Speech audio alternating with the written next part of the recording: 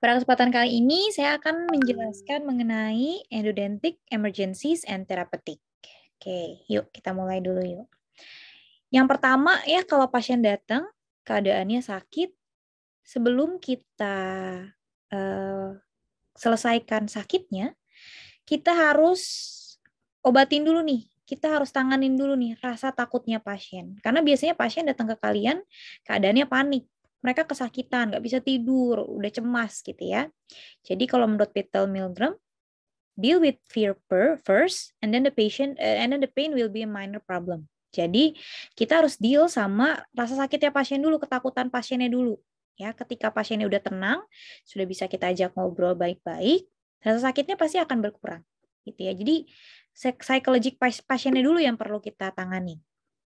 Gitu. Oke, next. Oke, endodontic emergency kita introduction dulu ya, pengenalan dulu ya. Endodontic emergency sendiri itu sekitar 2/3 dental emergencies. Jadi pasien datang ke kalian itu 2/3-nya karena mereka ada rasa sakit.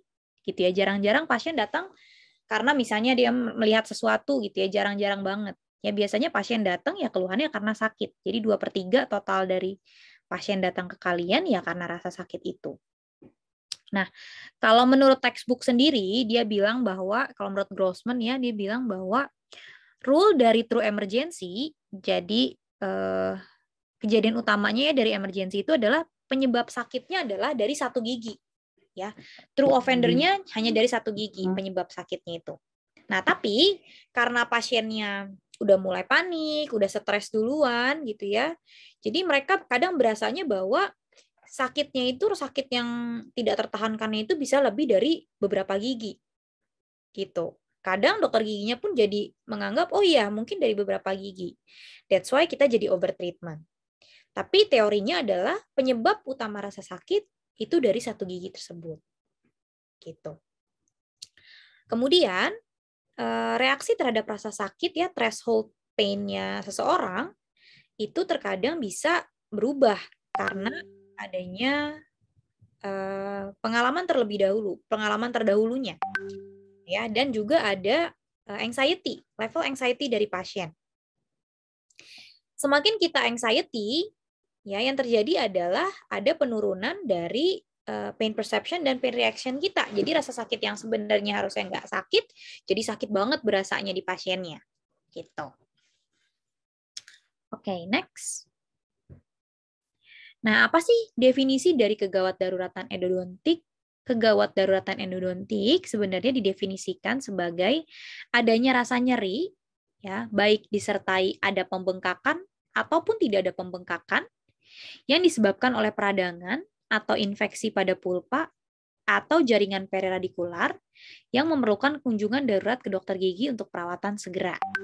Jadi penyebab sakitnya bisa dari pulpanya, jadi belum ada pembengkakan, atau sudah sampai ada pembengkakan. Ya, kemudian bisa ada sudah ada perubahan di jaringan periradikular ataupun belum ada perubahan di jaringan periradikular. Yang pasti adalah ketika sudah ada kegawat daruratan endo, pasiennya sudah tidak tahan lagi rasa sakitnya itu. Makanya dia mencari perawatan ke dokter gigi. Kemungkinan penyebab utama dari keadaan kegawat daruratan endo ini adalah ada dua hal. Ya, jadi dari patologis pulpanya ataupun dari cedera traumatis. Jadi memang dari karies yang sudah dibiarkan lama sampai akhirnya menyebabkan kelainan pada pulpa periapikal ataupun karena adanya cedera, misalnya pasiennya kecelakaan, tabrakan sehingga giginya patah, fraktur sampai fraktur Ellis kelas 3 mencapai pulpa. Itu juga mungkin. Ya, oke, next. Next. Mungkin masih terkendala jaringan, Dok. Oke, udah bisa nih. Nah, ada keyword-keyword pertanyaan yang bisa kita tanyakan ya kepada pasien. Misalnya pasiennya bilang awalnya dia mengeluh ada sakit gitu ya. Terus dia kita kan sekarang banyak mayoritas konsultasinya online. Nah, kita bisa tentukan dulu nih, tanyakan dulu melalui telepon sebelum pasiennya datang ke kita. Fungsinya adalah untuk menentukan tingkat keparahan. Memang benar-benar sesakit itukah atau memang sakit itukah sampai pasiennya memang harus datang langsung, atau ini sesuatu yang bisa ditunda terlebih dahulu gitu. Nah, keyword question-nya yang pertama adalah satu, apakah masalah tersebut sampai mengganggu pasien? Ya, sampai pasiennya nggak bisa tidur, nggak bisa makan, nggak bisa kerja, sampai berkurang konsentrasi, atau sampai mengganggu aktivitas sehari-hari. Ya. Nah, kalau misalnya dia keadaan yang emergensi, berarti harusnya dia iya tuh pada semuanya, atau pada beberapa. Karena keadaan darurat yang sebenarnya itu pasti akan mengganggu aktivitas dan kualitas hidup dari pasien. Kemudian tanyakan, sudah berapa lama sih kejadian ini mengganggu pasien? Ya, kalau memang dia sudah berminggu-minggu gitu ya rasa sakitnya, biasanya bukan emergensi. Karena kalau pasien bisa menahan selama berminggu-minggu, berarti kan nggak darurat gitu ya. Nah, biasanya kalau dia kegawat daruratan yang sebenarnya, terjadinya rasa sakitnya nggak akan bisa sampai lebih dari 2 hari. Nggak ada orang yang bisa nahan sakitnya sampai lebih dari 2 hari. Gitu. Biasanya beberapa jam atau sampai sehari 2 hari, dia udah pasti akan langsung mencari perawatan ke dokter gigi.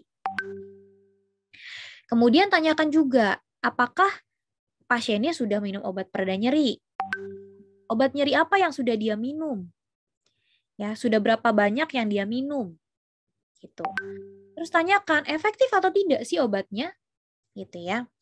Biasanya kalau memang dia keadaan darurat yang sebenarnya ya, true emergency, biasanya analgesik sudah tidak bisa menghilangkan rasa sakitnya lagi. That's why mereka datang ke dokter gigi untuk mencari pengobatan. Kalau semuanya iya nih, beberapa di antara ini iya, mayoritas iya, berarti memang pasiennya membutuhkan kunjungan segera untuk manajemen dari pain-nya tersebut. Nah, kemudian kita juga harus tahu nih dari telepon itu kita make sure ini apakah pasiennya dalam keadaan anxiety kah, gitu ya. Karena beberapa pasien memang ada yang hal-hal kecil ini bisa mengganggu mereka.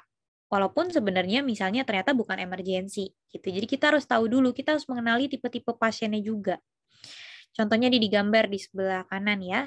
Pasiennya kesakitan, datang ke kalian bengkak misalnya ya. Terus dia udah anxiety gitu ya. Biasanya kalau pasien yang memang sakit banget ya, kalau dia memang ada anxiety, kadang kita juga jadi susah buat treatmentnya, untuk mendiagnosisnya gitu. Oke, next. Nah, contoh ada di gambar yang di sini ya. Dia ada pembengkakan itu, ada pembengkakan di mandibula. Untuk yang untuk yang gambar pasien pakai kacamata, sebelah kanannya itu ada pembengkakan. Jadi ketika pasien datang, kita lihat, nggak cuma lihat giginya, lihat dulu dari ekstraoral, dari pasiennya datang ke kalian keadaannya gimana. Misalnya dia datang demam, kemudian meringis, ya kesakitan, nggak bisa berbicara, itu tanda-tanda adanya emergensi. Atau contohnya pembengkakan seperti gambar. Pembengkakan mandibula ya yang di sebelah kiri, atau pembengkakan sampai dia matanya tertutup, ya saking bengkaknya itu sampai ke mata. Biasanya penyebabnya kalau yang sampai ke mata gini di rahang-rahang atas. Ya, atau dia sampai trismus, bukaan mulutnya jadi terbatas. Jadi misalnya hanya 2 jari, 1 jari gitu ya. Berarti memang ada emergensi. Oke, next. Nah, sekarang kita harus tahu dulu nih, sumber nyerinya tuh biasanya dari mana sih? Ya, tadi kan aku udah sempat bahas ya, sumber nyeri kemungkinan ada di pulpa atau di daerah peradikular. Jadi misalnya masih dalam keadaan pulpitis, ya, atau memang sudah ada lesi periapikal ya di daerah peradikularnya. Nah, nyeri pada kegawat daruratan endo ini terkait oleh 2 hal. Yang pertama adalah mediator kimia atau karena tekanan. Nah, biasanya kalau yang kasus-kasus karena tekanan, ini contohnya gini. Misalnya pulpitis nih, pasiennya kesakitan. Keadaannya sudah karies mencapai pulpa, tapi pulpanya masih tertutup, masih ada selapis tipis dentin.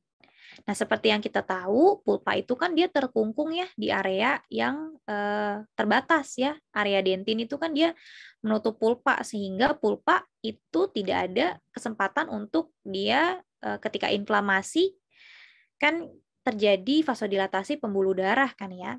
Nah, ketika vasodilatasi pembuluh darah tersebut, tapi pulpanya terkungkung di dentin, otomatis terjadi peningkatan tekanan intrapulpa. Nah, tekanan intrapulpa inilah yang menyebabkan adanya rasa sakit. Karena tekanan intrapulpa itu menekan syaraf. Ya, biasanya kalau masih karies mencapai pulpa, kemungkinan adanya sakitnya yang spontan gitu ya. Kalau sakitnya spontan berarti syarafnya menekan, yang syaraf yang tertekan adalah syaraf A delta. Ya, atau nosiseptor, syaraf nosiseptor A delta.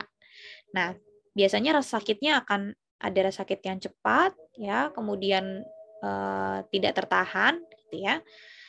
Atau bisa juga dia menekan syaraf C. Kalau yang tertekan syaraf C, biasanya pasiennya sampai nggak bisa tidur, sakitnya tumpul, dull pain, gitu. Nah, ini tadi mengenai